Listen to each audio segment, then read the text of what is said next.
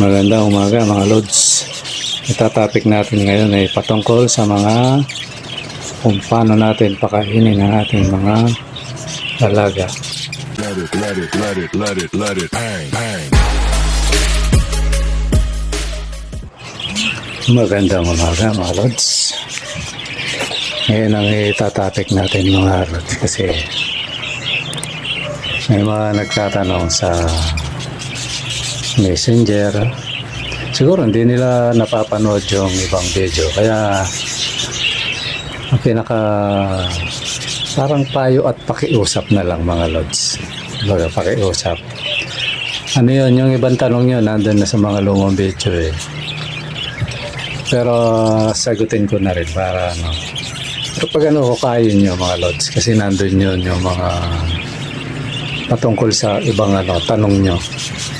Kasi baka may tanong pa kayong iba, nandun yan yun. Ngayon ang tanong ganito. Pero bago natin ano, isingit ko lang muna to mga lods. Nagpapa-shoutout eh. Shoutout sa'yo lods, si Junior Araw. Yan, bago nating subscriber mga lods. Shoutout sa'yo idol. Maraming salamat sa pag-subscribe mo. Mabuhay ka idol. Sana lagi kang manood sa aking mga vlog, okay? Maraming salamat sa iyo. At sana laging sumikat ang araw sa iyo, sa akin, sa ating lahat mga lods. Ganda ng apelido ni Idol. Baka alias lang niya ta. Mabuhay ka Idol. Pati kayo nasama sa ating ano. Parang isang grupo na rin to mga lods. Okay mga lods, balik tayo doon sa ating topic.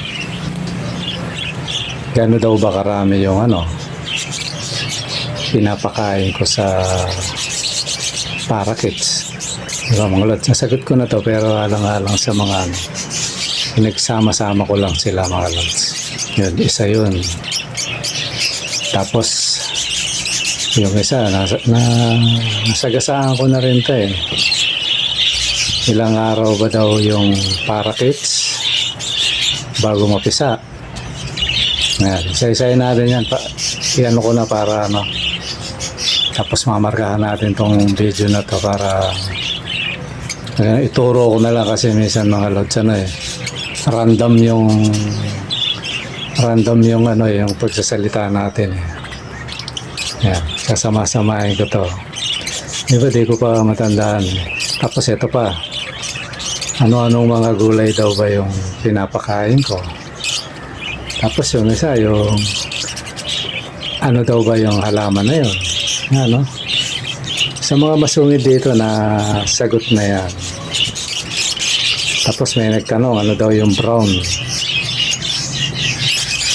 Di ba? Yung brown na pinapakain natin, yung integrate sa kakanin. Ayun, ano yun natin, isa-isahin natin. Siguro, umpisahan ko dun sa ilang days ba napipisa yung parakeet mga lods. Sinagot ko na to, di ba? Ano? Totally, yung regular 18 pero minsan, kaya nasabi ko, namamali tayo ng bilang.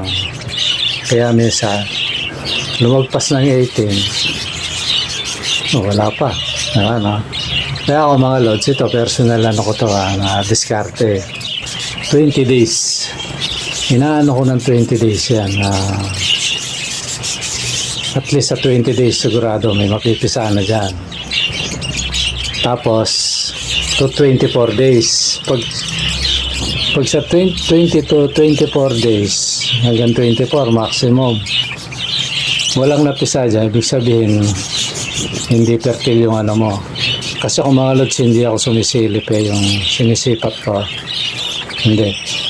Kasi tanong nyo kung bakit ano, ito sasagutin ko kung ba't hindi ko sinisilip kagaya ng mga napapanood natin na iba iniilawan yung itlog. Ako lods hindi. Kasi paano ko pa sisilipin eh, halimbawa 5 yung itlog, 4 doon ang mapipisa, minsan nga 5 eh. So hindi ko kailangan silipin yung breeder na yon, yung ibon na yon, kasi mahusay. Diba mga lods? Totally, alas ganun yung mga ibon ko. Kung 6 ang itlog, minsan 6 lahat, isa. Minsan nadadali na lang yun pag inakay na kasi natatakinan. Karamihan namamatay doon, halos yung huli kasi ano na siya. Kaya minsan, ang ginagawa ko, yung pinakahuli, tapos may kaidadan siya, doon ko nilalagay para pareha sila. Ganun yung diskarte mga lods. Kaya baka mamaya may marunong, 20 days, 18 days. Hindi, bilang ko yun kasi sure ball yun. Pag sa 20 days, walang napisa hanggang 24 days. So, ibig sabihin, infertile na yun mga lods. Wala nang mapipisa doon. Kasi 18 days naman talaga yun. Pero ako, binibilang ko 20. 18 to 20 days. Pero ako 20 to 24. Yan. Tapos namimisa pa yan. Ayun tama. Namimisa pa yan. Tuloy-tuloy. Kaya yung mga UV dyan, baka mamaya may 6 ang itlog. Napisa na yung 4. Akala nyo hindi na fertile yung Hindi, huwag nyo nga alisin. Kasi yung mga ibon na yan, matalino yan.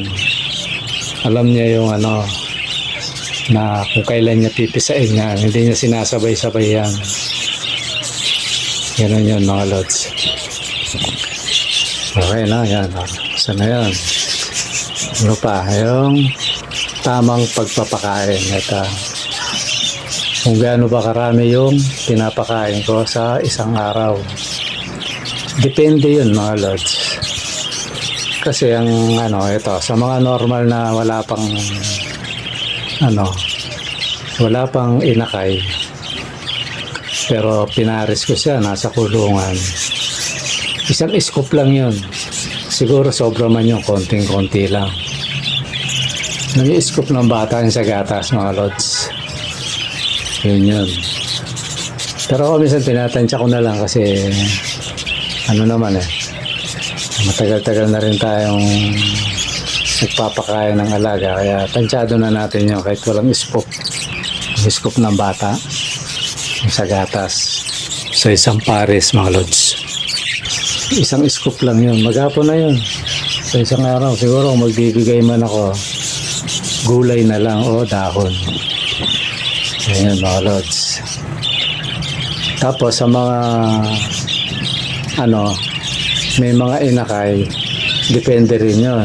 Kasi pag isa pa lang napisa, lalagyan ko na ng ng Integra, konti lang. Kasi yun lang naman pakakain, isa pa lang Tapos dadagdagan ko konti yung seeds. Habang papisa ng papisa, tapos palaki ng palaki mga lots. Padagdag ng padagdag yun. Parami ng parami. Hanggang sa binovoluman ko na di baling may matira, okay lang. Kasi mas mahirap pag nagutom yan. Iinit ang ulo niyan mga lods. May stress siya, kaya ganun lang. Umpisan mo sa pakonti-konti pag may nakay kasi hindi naman sabay-sabay napipisa. Ayan. Hanggang sa i-maximum mo na. Di bali may matira, okay lang yan.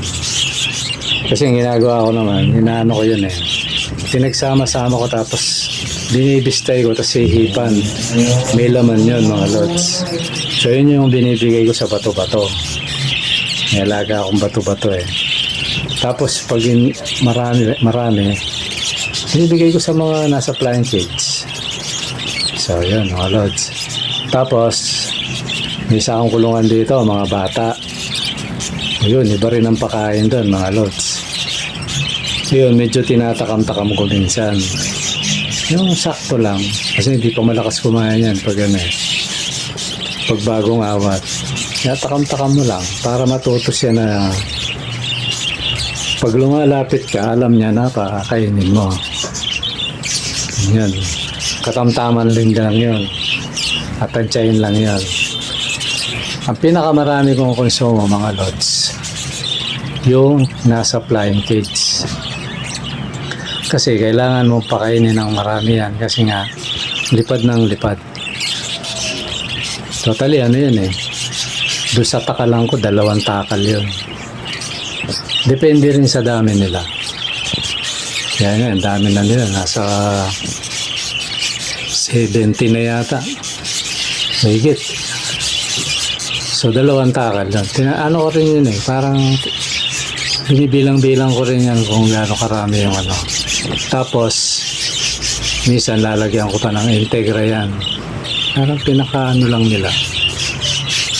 Pinukot-kot-kot-kot nila mga lods. Tapos pag minsan may tirang kanin na konti, nag-integra, yung konti lang mga lods ha. Nilalagay ko pa rin kasi malakas kumain yan pag nasa flying cage. Yun yun mga lods. So, paano naman ang pagpapakain natin ng gulay o dahon mga lods? Ako mga lods, yung kagaya ng, yun ako yung magic yung magic plant. Pag may tinatarget akong na gusto ko siyang magpares. Nakakargaan ko yun araw-araw. Tinitingnan ko lang kung magtatay, pero hindi naman eh. Yung katamtaman lang, araw-araw yun. Tapos yung may mga inakay, pwede rin yun mga lods eh. Konti-konti, diga mo. Siguro sa loob ng 1 linggo yung may mga inakay. Para nasasabik kasi yung mga yan sa gulay eh. Lalo na yung magic plant, pwede rin yung ibigay eh. Yun, minsan 2 beses o 3. Pero karamihan 2 beses sa 1 linggo. Ibigyan ko yan. Tapos sa mga bata, dahil di pa nila kilala yon, hindi ko muna sila binibigyan nun mga lods. Binibigyan ko yung gulay. Tapos haluan ko ilang piraso lang. Kasi tinatangkay ko talaga yung mga lods. Pati tangkay kinakain nila. Natansya ko yan. Tapos yung nasa flying cage, yun, halo-halo yung mga lods. Diba, gaya na sabi ko, diba, yung mga damo na tumutubo, hindi ko tinatanggal. Pinapalago ko talaga, pati yung mga seeds na yan. Tapos pag marami na, yun, na-harvest ko yun. Kaya halo-halo yung kinakain ng nasa flying cage. May damo, may lukbati, may talbos ng kamote, may dahon ng malunggay. Merong magic plant. Ayan, halo-halo yun. Kasi marami sila mga lods, talagang bulto yun. Ganun yan mga lods. Tapos yung nasa baba, ito, yung mga magagandang gulay, siguro masasabi ko sa kanila na pupunta kasi nagtinola kami. Yung si Mrs. Kaya ko, kahit yung apo ko ganun eh. Pag nagtalbos sila ng, kahit talbos ng kamote o talbos ng, kahit anong talbos na nabibili sa yung pinakamura, hindi nila kinukuha. Sabi ko, ito yung sa probinsya, ito yung kinukuha, ba't hindi nila alam. Pinababayaan ko sila sa ganon kasi hindi naman sayang yun. Pinapakain ko sa natin, ibon sa baba. Okay lang, minsan yung sili, talbos ng sili. Yun, yung malago hindi nakukuha, dahon lang talaga yung nakuha ni Commander eh. Ayun, okay lang yun kasi binibigay ko sa mga alaga natin. Minsan, sisinigang, yun, ibigay ko yun. Sinachap-chap-chap ko yun, hugasak mabuti. Ginugunting ko para hindi, yun, ganun yan mga lods. Paminsan-minsan, binibigyan ko na silang magic plant, pero kasi kagaya niya, merong nagitlog. Nasa flying cage sila, although may pugad kasing isa. Yung inawat natin breeder, ayun, umitlog dito. Napabayaan ko lang kasi kung pisain niya, diba? Ganun lang naman yung mga lods. Ngayon, pag nag-inakay siya, lagi ko na lang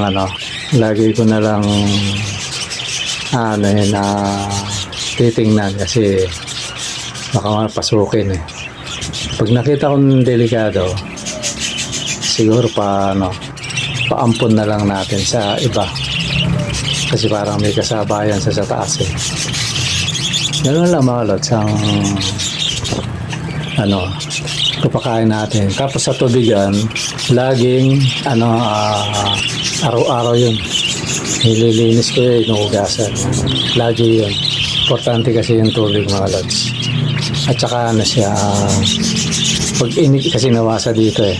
Pag inikip ko ng gabi, bukas, pwede na yun, painom sa kanila. Para yung chlorine wala na. Kasi nakakaiksi ng buhay yung yung chlorine na yan sa ibon.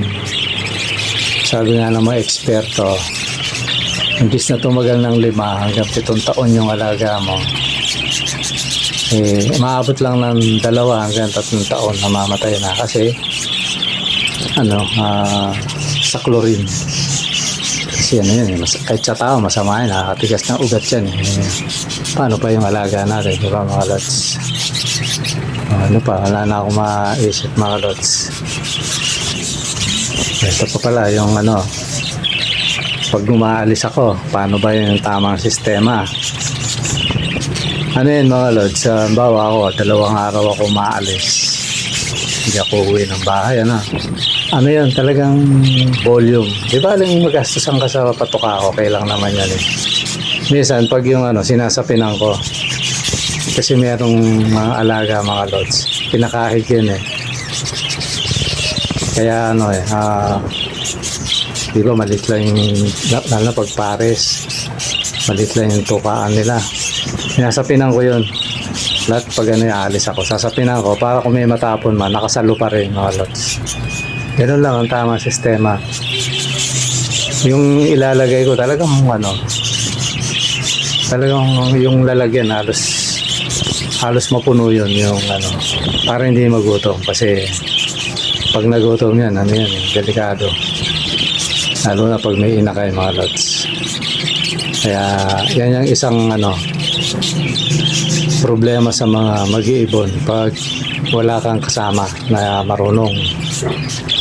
Gaya ko, ako lang, si Commander, hindi alam, tatakot sa baka raw makawala.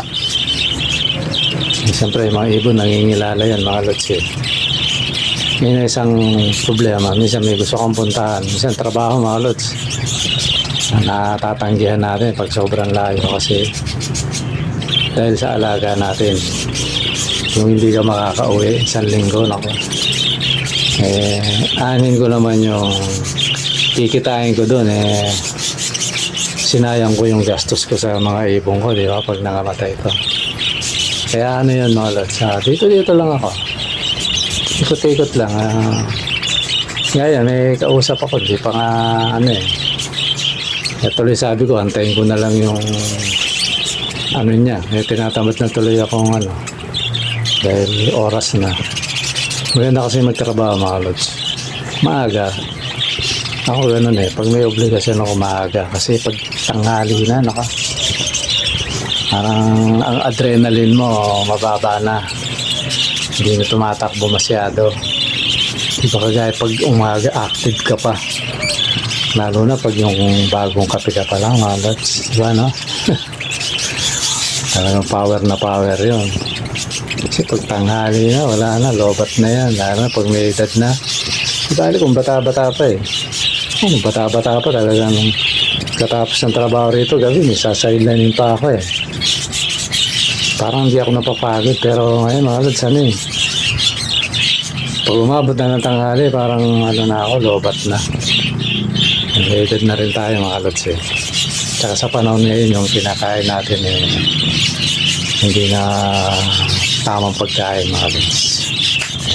Yan lang mga lods, maraming salamat sa panonood at sana patuloy kayong sumuporta sa ating channel. Maraming salamat sa panonood. Bye bye.